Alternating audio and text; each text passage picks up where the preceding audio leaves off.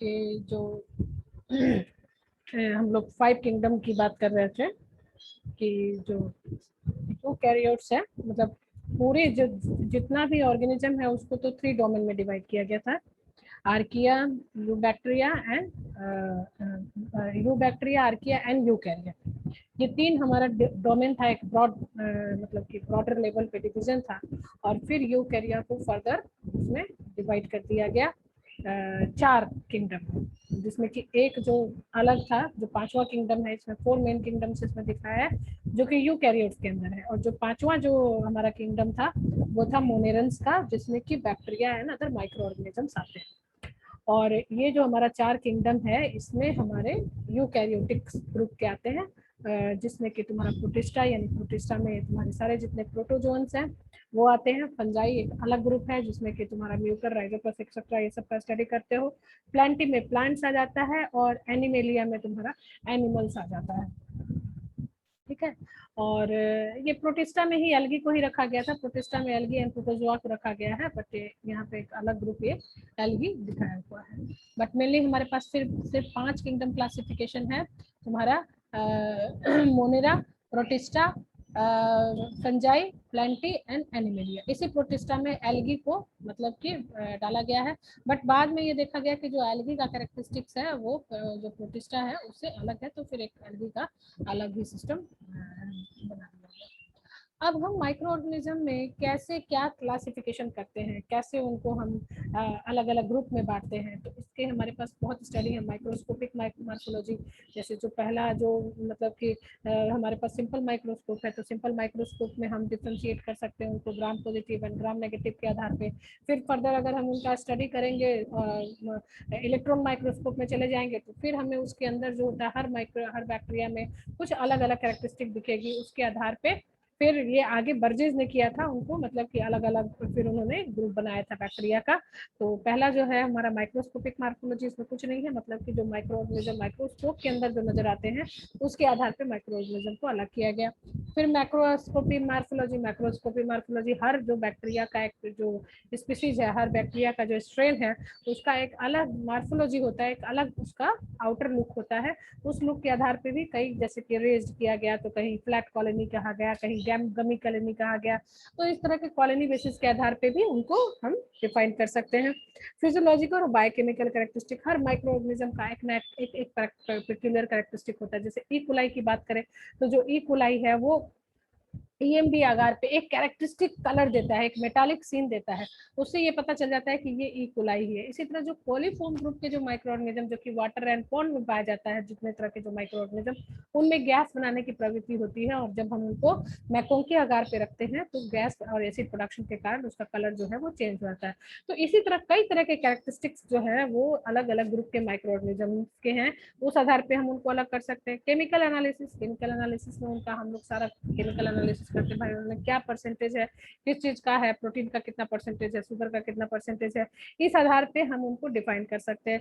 Serological analysis मैंने बताया था कल कि ये एंटीजन एंड एंटीबॉडी रिएक्शन है, कि जो भी आउटर ऑर्गेनिज्म जो हमें इन्फेक्ट करेगा या जो जिसके अगेंस्ट एंटीबॉडी बनेगी, वही सीरोलॉजिकल एनालिसिस में आता है, यानी एंटीजन एंटीबॉडी रिएक्शन है। और मैंने इसमें बताया था कि जो ब्लड ग्रुप हमारा डिफाइन होता है, ब्लड ग्रुप का जो क्लासिफिकेशन किया गया है तुम्हारा ओ ए बी एंड इस तरह का जो ब्लड ग्रुप हमारा क्लासिफाई किया गया वो सीरोलॉजिकल एनालिसिस में ही उनको किया गया।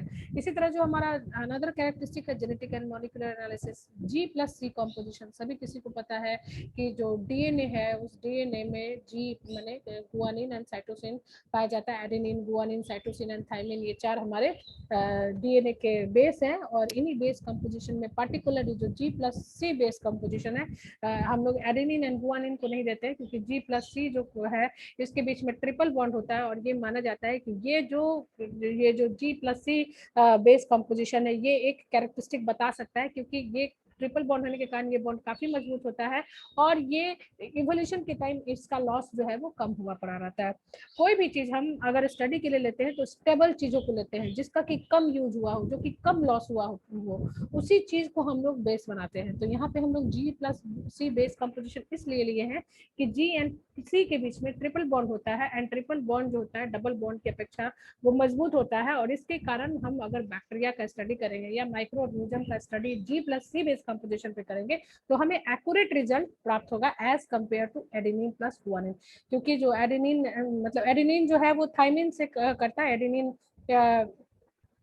और थायमिन के बीच में डबल बॉन्ड होता है, तो उसको हम लोग एक बेस नहीं ले सकते, क्योंकि वो बॉन्ड जो है वो थोड़ा वीक बॉन्ड होता है, और वो अगर हम स्टडी करेंगे तो हो सकता है किसी माइक्रो ऑर्गेनिज्म में वो मतलब कि उसका हमें एग्जैक्ट कंपोजिशन नहीं मिले, तो इसीलिए हम लोग G+C कंपोजिशन को लेते हैं। इसी तरह हम लोग जेनेटिक प्रूफ्स यूज करते हैं। जेनेटिक प्रूफ सिंपल सी बात है कि जो डीएनए जो है वो डबल हेलिकल मॉडल है, और डीएनए का जो एक जो बेस है वो दूसरे बेस से वो मतलब कि बंधा हुआ रहता है, और जैसे एडेनिन जो है वो थायमिन से बना हुआ रहता है, गुआनिन जो है वो साइटोसिन से पेयर्ड रहता है। तो इसी आधार पे हम लोग एक प्रोब तैयार करते हैं। ये जो प्रोब है वो कुछ नहीं, एक शॉर्ट न्यूक्लियोटाइड यानी कि एक शॉर्ट डीएनए का एक टुकड़ा होता है, और वो शॉर्ट डीएनए का टुकड़ा जो होता है वो अननोन होता है। अननोन इन द सेंस कि सॉरी नोन होता है, मतलब कि हम लोग हैप्पैजार्डली ये 4 कॉम्बिनेशन है, उस कॉम्बिनेशन में हम लोग हैप्पैजार्डली छोटे छोटे टुकड़े जो है वो बनाते हैं डीएनए का,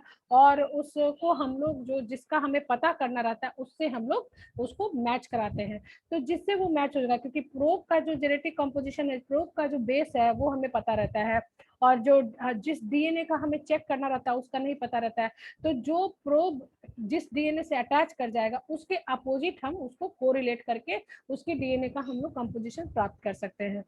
इसी तरह हमारे पास जो अनदर जो मॉडल है nucleic acid sequencing and ribosomal RNA analysis, इसी बेसिस पे कार्ल बूच ने सारे जो डोमेन है उसको अलग किया था, और राइबोसोमल आरएनए को क्यों लिया जाता है ये भी मैंने तुम्हें बताया हुआ है, कि जो हम लोग यहाँ पे डीएनए ये जो लास्ट हमारा यहीं पे आके रुक गया है, कहने का मतलब कि this one is the accurate method for classifying any organism, not only prokaryotes but any organism, because ये जो राइबोसोमल आरएनए है, ये राइबोसोमल आरएनए जो होता है वो स्टेबल कंपोजिशन होता है, और आरएनए, और उस आरएनए में भी जो राइबोसोमल आरएनए है वो सबसे ज्यादा स्टेबल होता है, क्योंकि इसका यूज जो होता है बहुत कम होता है।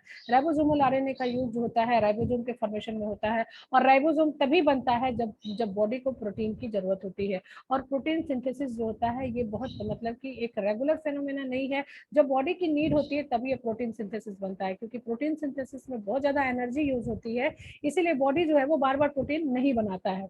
तो इस तरह से जो ये राइबोसोमल आरएनए है ये कम यूज होता है, और कम यूज है इसका मतलब कि ये मोर कंजर्व स्ट्रक्चर है। सबसे बड़ी बात है कि किसी भी जेनेटिक एनालिसिस के लिए या किसी भी एनालिसिस के लिए हम मोर कंजर्व स्ट्रक्चर को रखेंगे। अगर मैं तुमसे पूछूं कि why G+C base composition, why not A+T composition, तो तुम्हारा आंसर यही होगा कि because these are the more conserve system, that means these are the more stable and more conserve system. इसका यूज जो है, इसका लॉस जो है वो एवोल्यूशन के टाइम कम हुआ है, इसीलिए इसका जो हम एनालिसिस करेंगे उसे हमें एग्जैक्ट एनालिसिस मिलेगा।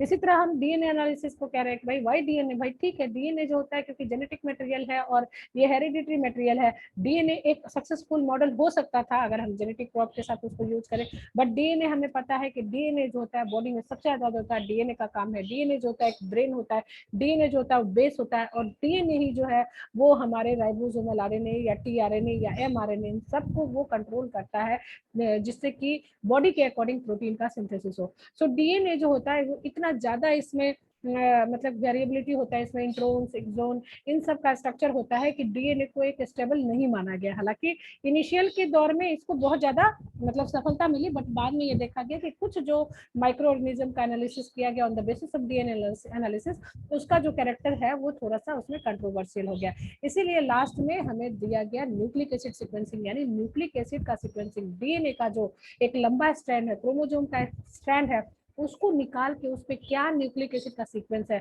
या हम राइबोसोमल आरएनए का एनालिसिस करें, क्योंकि ये जो होगा वो मोस्ट इफेक्टिव होगा, और जो आरएनए है वो सिस्टम में कंजर्व सिस्टम माना जाता है। नाउ जो प्रोकैरियोट्स में खासकर जो बैक्टीरिया है, इन सब के आधार पे डीएनए एनालिसिस, मॉर्फोलॉजी और इन सब के आधार पे इनको बर्जिस ये साइंटिस्ट थे, उन्होंने एक मैनुअल बना दिया, उसमें उस मैनुअल को उन्होंने, जिसका कि नाम है Burgess manual of determinative bacteriology, ये नाम जरूर याद रखना क्योंकि ये काफी इंपॉर्टेंट है। और इन्होंने उसका 5 वॉल्यूम बनाया और एक एक वॉल्यूम में उन्होंने अलग अलग कैरेक्टरिस्टिक्स ऑफ माइक्रो ऑर्गेनिज्म को रखा। जैसे उन्होंने ये सारे कैरेक्टर लिखे, इन्होंने इन सारे जितने भी एस्पेक्ट्स है उसको उन्होंने कवर किया। उन्होंने जेनेटिक इंफॉर्मेशन के आधार पे, यानी कि फाइलोजेनेटिक सिस्टम, यानी कि उसकी पेडिग्री, उसके जो बैक हिस्ट्री है उसके आधार पे उन्होंने क्लासिफिकेशन किया। इस आधार पे उन्होंने 2 ही डोमेन बताया, एक आर्किया बताया, दूसरा को बैक्टीरिया बताया। फिर उसमें उन्होंने 5 मेजर सब ग्रुप बता के उनको 25 डिफरेंट फाइलम बांट दिया। तो तुम्हारे पास अगर ये क्वेश्चन आएगा, अगर तुम्हें ये क्वेश्चन पूछ सकता है कि बैक्टीरियल मतलब कि किस साइंटिस्ट ने जो है वो बैक्टीरिया का एक एक्चुअल क्लासिफिकेशन दिया है, तो that is the Burgess. And वो कौन सा बुक है, तो that is the Burgess manual of determinative bacteriology. और वो कितने वॉल्यूम में है, तो वो 5 वॉल्यूम में है।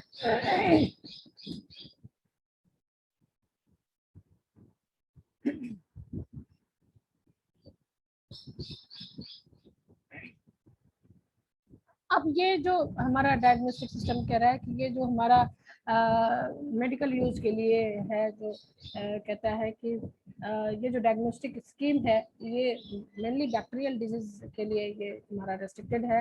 एंड ये जो बैक्टीरियल है, इनको बैक्टीरिया को उन्होंने कई सारे उनके जो कैरेक्टरिस्टिक है, जितने भी उसके कैरेक्टरिस्टिक जो ऊपर के, तो जितने 5 कैरेक्टर है, उनको मार्फोलॉजिकल, उनको मैक्रोस्कोपिक, उनको माइक्रोस्कोपिक, उनको जेनेटिक एनालिसिस, उनको सीरोलॉजी, इन सब को उन्होंने मतलब लिया, उन सारे एस्पेक्ट्स को उन्होंने लिया। उन्होंने सेल वाल स्ट्रक्चर को भी कंसीडर किया, उन्होंने उसके शेप को भी कंसीडर किया, उन्होंने उसके अरेंजमेंट को भी कंसीडर किया, उसके फिजियोलॉजिकल ट्रेट यानी कि उसके फिजियोकेमिकल एस्पेक्ट को भी मिला जुला के उन्होंने 5 वॉल्यूम में सारे बैक्टीरियोलॉजी को उन्होंने डिफाइन कर दिया।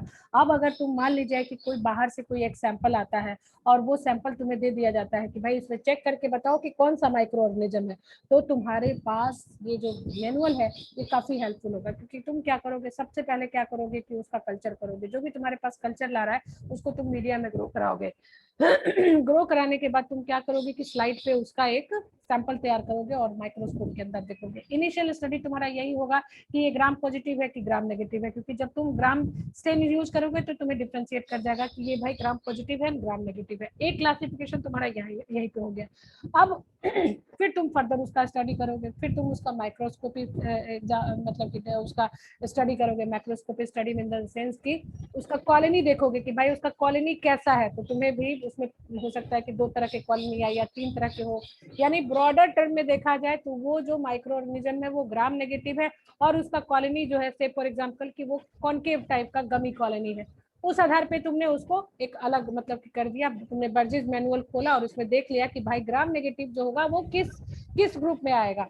तो पहले तुमने उसको ये कर लिया, फिर उसके बायोकेमिकल कैरेक्टरिस्टिक पे जाओगे। बायोकेमिकल कैरेक्टरिस्टिक यानी कि उसके कुछ टिपिकल उसका जो 3-4 टेस्ट करोगे, भाई ये भी गैस टेस्ट कर लिया, लैक्टोज टेस्ट कर लिया, फलाना, उसके 4-5 टेस्ट तुम करके उसके बाद फिर उसको एक अलग मतलब इस तरह से तुम जैसे जैसे उसकी टेस्टिंग करते चले जाओगे, तुम्हें एक्यूरेट जो होगा वो तुम्हें बर्जिस मैनुअल जो होगा वो बता देगा। क्योंकि बर्जिस मैनुअल में एक एक माइक्रो ऑर्गेनिज्म का उनके हर कैरेक्टरिस्टिक के आधार पे वहां पे दिया हुआ है। और फाइनली तुम लास्ट में ये पहुंच जाओगे कि ये जो बैक्टीरिया है वो इस जीनस का है और ये इस स्ट्रेन का है। अब जो बर्जिस ने जो तैयार किया था उसमें जो बताया गया कि उन्होंने 5 वॉल्यूम तैयार किया है। तो वॉल्यूम 1A में उन्होंने सारे जितने भी आर्किया ग्रुप है उनको रख लिया, और उसका उन्होंने यही कहा कि ये जो आर्किया है उसमें प्रिमिटिव कैरेक्टरिस्टिक है, उसमें वो प्रिमिटिव बैक्टीरिया है। और ये जो आर्कियो बैक्टीरिया है, this archaeobacteria are adapted to extreme habitats and mode of nutrition. उनका जो मोड ऑफ न्यूट्रिशन है वो थोड़ा सा अलग है, और वो एक्सट्रीम हैबिटेट्स में वो ग्रो करते हैं। मीन्स की बहुत हाई टेम्परेचर पे भी ग्रो करते हैं, बहुत ज्यादा सॉल्टी कंडीशन पे भी वो ग्रो कर जाते हैं, बहुत ज्यादा सेलाइन कंडीशन पे भी ग्रो करते हैं, और बहुत कोल्ड टेम्परेचर पे भी वो सर्वाइव करते हैं। तो ऐसा बैक्टीरिया जो कि बिल्कुल कोल्ड में सर्वाइव करे या बिल्कुल हाई टेम्परेचर पे सर्वाइव करे, या उसका कुछ जो सेल वाले उसका कुछ टिपिकल कैरेक्टरिस्टिक हो, तो उस बैक्टीरिया को हम लोग डोमेन आर्किया में रख सकते हैं। इसी तरह उन्होंने 1B में बैक्टीरिया को रखा। बैक्टीरिया में उन्होंने 2 से 5 वॉल्यूम में सारे जितने भी बैक्टीरिया है उनको उन्होंने डिफाइन कर दिया। पहला जो उन्होंने रखा प्रोटियोबैक्टीरिया, इसमें उन्होंने इन सारे बैक्टीरिया को रखा जिसमें कि ग्राम नेगेटिव सेल वाले, जैसे मैंने तुम्हें बताया कि माइक्रोस्कोपी स्टडी में भी तुम पता कर सकते हो, ग्राम स्टेनिंग में भी पता कर सकते हो कि ग्राम नेगेटिव है कि ग्राम पॉजिटिव है, तो उसको उन्होंने फाइलम प्रोटियोबैक्टीरिया में रखा। इसी तरह फर्मिक्यूट्स में उन्होंने मेनली ग्राम पॉजिटिव रखा और उसका G+C कंटेंट उन्होंने चेक किया। जिसका G+C कंटेंट जो होगा वो लो होगा, उसको उन्होंने फाइलम फर्मिक्यूट्स में रखा। इसी तरह एक्टिनोबैक्टीरिया को ग्राम पॉजिटिव बैक्टीरिया, बट उस बैक्टीरिया का जिसमें कि G+C कंटेंट जो है वो हाई है।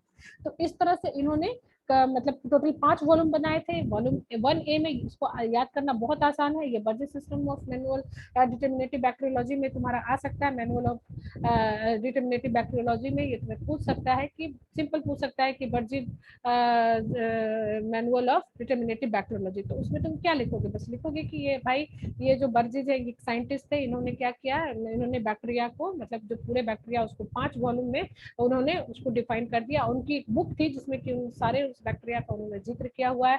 वॉल्यूम 1A में उन्होंने सारे आर्की बैक्टीरिया को रखा जिसमें कि वो प्रिमिटिव और एक्सट्रीम एनवायरमेंट से जो अडेप्टेड थे, उनका मोड ऑफ न्यूट्रिशन जो है वो समथिंग डिफरेंट था।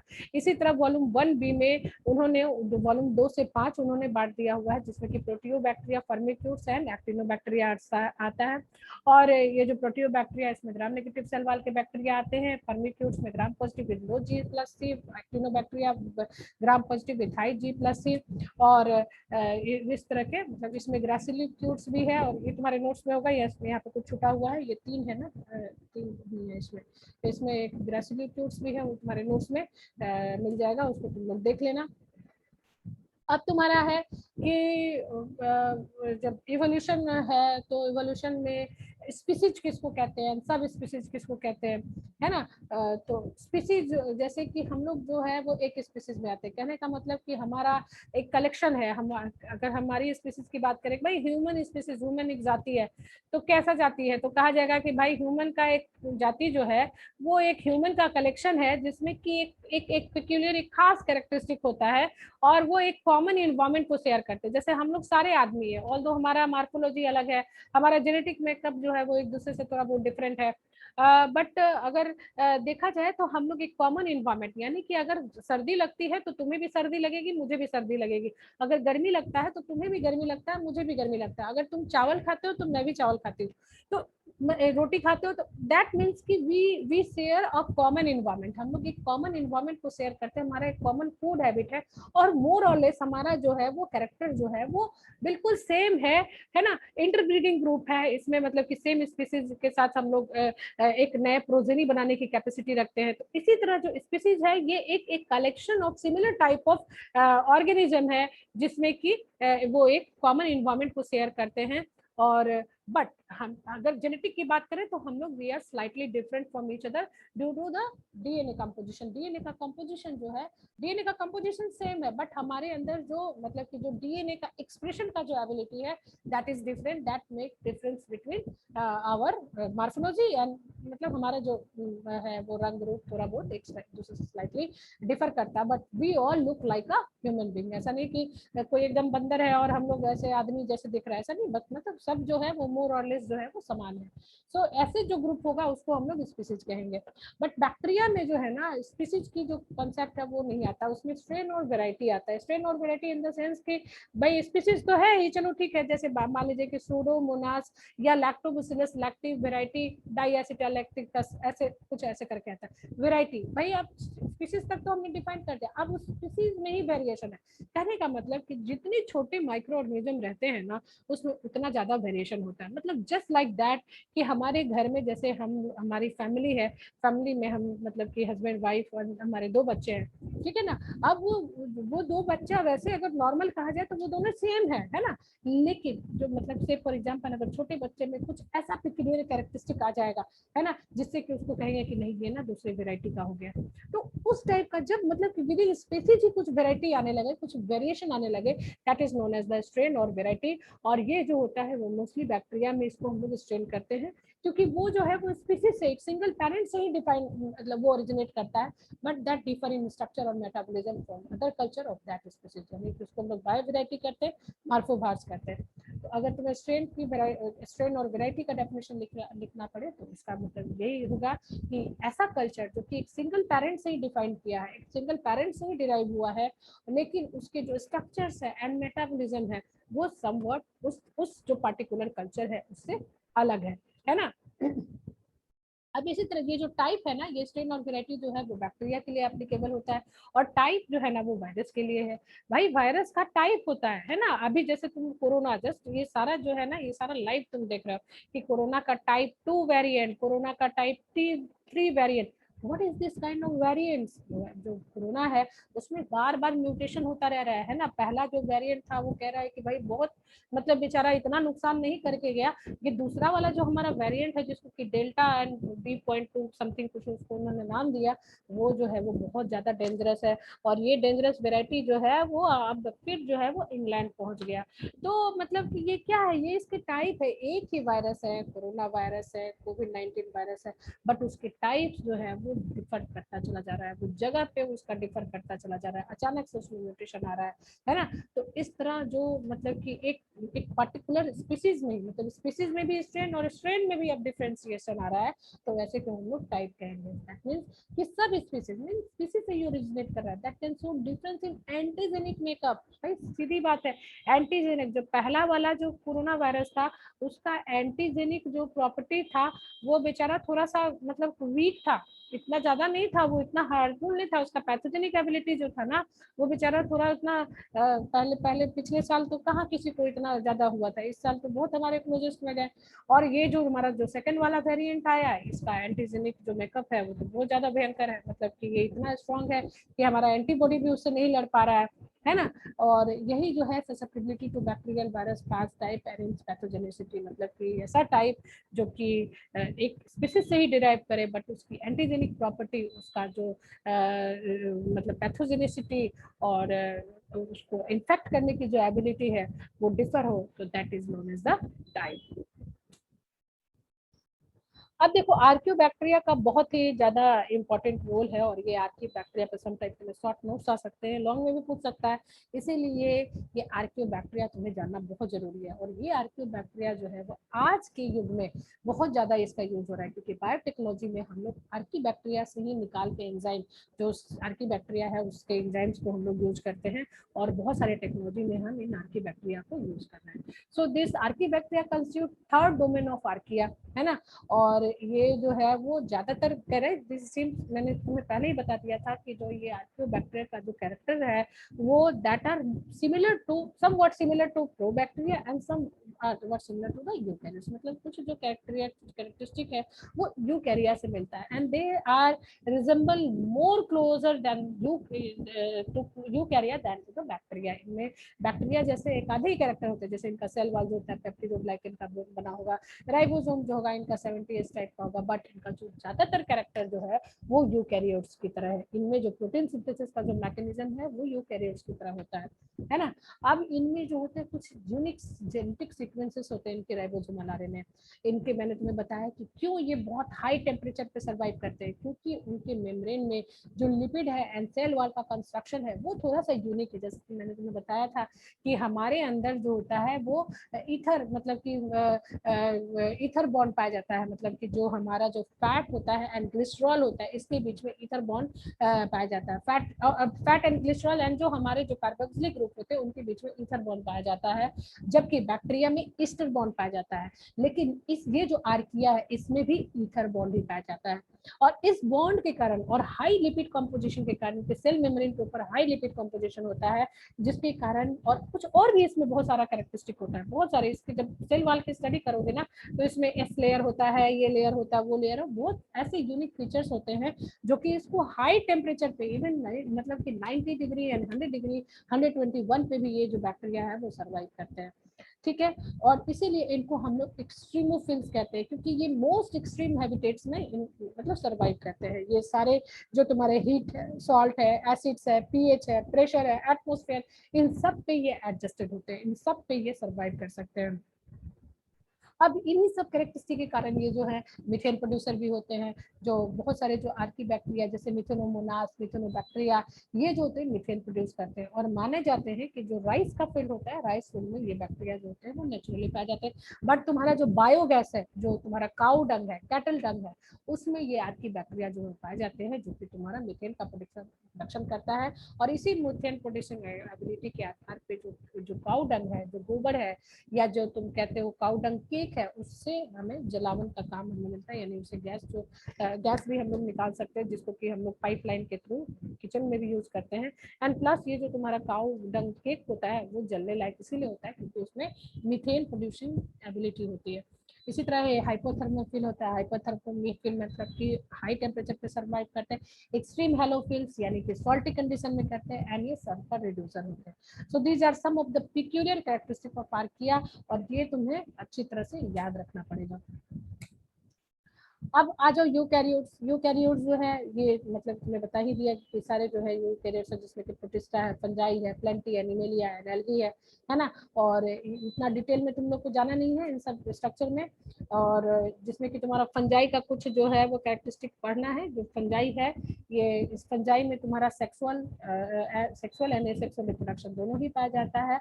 और सेक्सुअल रिप्रोडक्शन मीन्स कि जब स्पोर के फ्यूजन से, यानी कि स्पोर के फ्यूजन या जो तुम्हारा गैमेट्स है, गैमेट्स के फ्यूजन से नए फंजाई की उत्पत्ति हुई, that is known as the sexual reproduction. और ये जो तुम्हारा तीन जो स्पोर्स है, जाइगोस्पोर, एस्कोस्पोर एंड बेसिडियोस्पोर्स, है ना, ये जो स्पोर्स हैं, ये तीन स्पोर्स जो है वो पाए जाते हैं इन द फंजाई में, जो कि तुम्हारा सेक्सुअल स्पोर्स है। जो फंजाई का क्लासिफिकेशन है उनको मतलब स्पोर्स के आधार पे ही किया गया है। कौन सा कैसा स्पोर्स बनाते हैं, जैसे कि जाइगोमाइकोटा कहा गया है वैसे फंजाई को, जो कि तुम्हारा जाइगोस्पोर बनाते हैं, है ना। और मतलब वो जो मतलब जाइगोस्पोर बनाने की एबिलिटी रहती है, और जिस स्ट्रक्चर में उनका जाइगोस्पोर बनता है उसको हम लोग स्पोरेंजियोस्पोर्स कहते हैं। और जो ब्रांचेस लाइक स्ट्रक्चर होता है उसको कोनिडिया बोलते हैं। ये फंजाई का एक अलग टिपिकल क्लास चलेगा जिसमें कि सारे स्ट्रक्चर के बारे में तुम्हें दिखाया जाएगा विद फोटो। इसी तरह जो एस्को माइकोटा होता है, दैट मीन्स कि वैसा फंजाई जो कि एस्कोस्पोर प्रोड्यूस करता है। एस्कोस्पोर कहने का मतलब कि एक वेसल्स लाइक स्ट्रक्चर होता है, उसमें जो है वो स्पोर बनता है, तो इसीलिए उसको एस्कोस्पोर बोला जाता है। और ऐसे फंजाई को हम लोग एस्कोमाइकोटा बोलते हैं। इसी तरह बेसिडियोमाइकोटा मतलब कि क्लब से, जैसे कि ऐसे होता है ना जो मुदगल टाइप का, जिससे कि तुम लोग कपड़ा पीटते हैं, वैसा वाला स्ट्रक्चर जो है वो अगर वैसे स्ट्रक्चर पे स्पोर्स बने तो उसको हम लोग बोलते हैं बेसिडियम। एंड जिस फंजाई में बेसिडियो स्पोर बनाने की एबिलिटी होती है उसको बेसिडियोमाइकोटा में रखा गया है। जो फोर्थ जो इसका जो ग्रुप है, जो किंगडम है, that is Deuteromycota. Deuteromycota basically fungi का जो चार क्लासिफिकेशन होता है, जाइगो, एस्को, बेसिडियो एंड ड्यूट्रो। ड्यूट्रोमाइकोटा जो होता है वो इम्परफेक्ट फंजाई होता है, उसमें सेक्सुअल रिप्रोडक्शन नहीं पाया जाता है। एंड इसमें मेजोरिटी जो तुम्हारे ईस्ट एंड मोल्ड्स है वो आते हैं, इसमें किसी तरह का कोई सेक्सुअल स्पोर्स अननोन होता है, इसीलिए इसको हम लोग ड्यूट्रोमाइकोटा में इसको क्लासिफाई करते हैं। इसी तरह जो तुम्हारे प्रोटोजोअन्स है, प्रोटोजोअन्स में मैस्टिकोफोरा, सार्कोडिना, सीडियोफोरा एंड एपिकॉम्प्लेक्सा है। इनका जो क्लासिफिकेशन है वो मेनली जो है वो सीलिया एंड फ्लैजिला के आधार पे किया गया, उनके motility and reproduction, mode of reproduction के आधार पे किया गया। जैसे मैस्टिकोफोरा का बताया गया कि इसमें जो फ्लैजिलल मोटिलिटी होती है, जो कुछ जो फ्लैजिला है वो एमिवाइड होते हैं, इनमें सेक्सुअल रिप्रोडक्शन पाया जाता है, सिस्ट पाया जाता है एंड ट्रोफोजोइट्स पाया जाता है। सिस्ट एंड ट्रोफोजोइट्स जो है वो सारे रेस्टिंग स्पोर्स है जो कि मतलब कि रेजिस्टेंट होते हैं। और यही वजह है कि जो फंजाई जो तुम्हारा मच्छर होता है, उस मच्छर में ये ट्रोफोजोइट्स के रूप में, जो तुम्हारा मलेरिया का जो पैरासाइट्स होता है वही तुम्हारा ट्रोफोजोइट्स के रूप में होता है, जो कि मच्छर बाइट से एक ह्यूमन बीइंग से दूसरे ह्यूमन बीइंग में पहुंचता है। इसी तरह जो तुम्हारा सार्कोडिना है, इसमें जो है एमिबा आता है, इसमें एसेक्सुअल रिप्रोडक्शन होता है, बाइफिजन मतलब कट के वो अलग होता है, नया इंडिविजुअल का फॉर्मेशन करता है। और इसमें तुम्हारा मोस्टली जो है फ्री लिविंग भी पाए जाते हैं। सीलियोफोरा नाम से जाहिर है कि इसमें जो होगा सीलिया एज ए, इसका मतलब एज ए मोटाइल ऑर्गेनिज्म होगा। इसमें ट्रोफोजोइट्स पाया जाता है। अगेन ये रेस्टिंग स्टेज है, एक एक एक एक, एक रजिस्टिंग स्टेज है, जो कि तुम्हें जो उसको सर्वाइबिलिटी प्रोवाइड करता है। एंड ये भी mostly free living and harmless होते हैं। एपिकॉम्प्लेक्सा, इसमें मोटिलिटी एब्सेंट होता है एक्सेप्ट जो कुछ मेल गैमेट्स होते हैं, उसमें मोटिलिटी पाया जाता है। और इसमें सेक्सुअल एंड एसेक्सुअल रिप्रोडक्शन दोनों पाया जाता है। और ये सारे के सारे जो होते हैं वो पैरासाइट्स होते हैं। So these are all about your classification, है ना। ये मोटा मोटी तुम्हें क्लासिफिकेशन बता दिया गया। इसकी जो तुम्हें नोट्स है वो एक बार जरूर पढ़ लेना। किसी तरह का कोई कंफ्यूजन हो, नोट्स पहले एक बार जाओ, एक बार और मेरा जो ये स्लाइड है उसको पढ़ने के बाद अगर किसी तरह का कोई कंफ्यूजन हो देन आप मुझसे संपर्क करें, देन आप मुझसे क्वेश्चन पूछें। अभी के लिए किसी तरह का कोई कंफ्यूजन? No ma'am. इसी तरह का किसी भी स्लाइड में 3 क्लासेस में हो गया, ठीक है। और 3 क्लास तो हम लिए और बार बार उसको रिपीट मोड पे पढ़ाएं। बावजूद इसके तुम लोग एक बार इसको जरूर देखना, उसके बाद ही क्वेश्चन अटेम्प्ट करना। ये नहीं बस क्वेश्चन रट्टा मारने वाला चीज नहीं है ना। क्वेश्चन इसका जरूर बनाना। और हम भी इसका क्विज लेंगे, राइट। क्विज तुम्हारे इसके लिए और रिवीजन के लिए लेते हैं, उसका फाइनल एग्जाम से कोई लेना देना नहीं है। फाइनल एग्जाम जब तुम्हारा ऊपर से ऑर्डर आएगा तो मिड लेंगे, ठीक है ना। बाकी ये सारे जो क्विजेज या क्वेश्चंस तुम्हें पूछे जा रहे हैं ये तुम्हारे प्रैक्टिस के लिए है, जितना तुम प्रैक्टिस कर सको, ठीक है ना। Hello ma'am. हाँ बोलो बोलो। मुझे मुझे मैम इंग्लिश में थोड़ा प्रॉब्लम हो रही है मैम। तो हम तो हिंदी में बता रहे हैं, हम तो सारा तुमको हिंदी में बता रहे हैं, हम तुमको इंग्लिश कहाँ पढ़ा रहे हैं। अब ये तुम्हें इंग्लिश में प्रॉब्लम है, इसका तो हम क्या कर सकते हैं बताओ।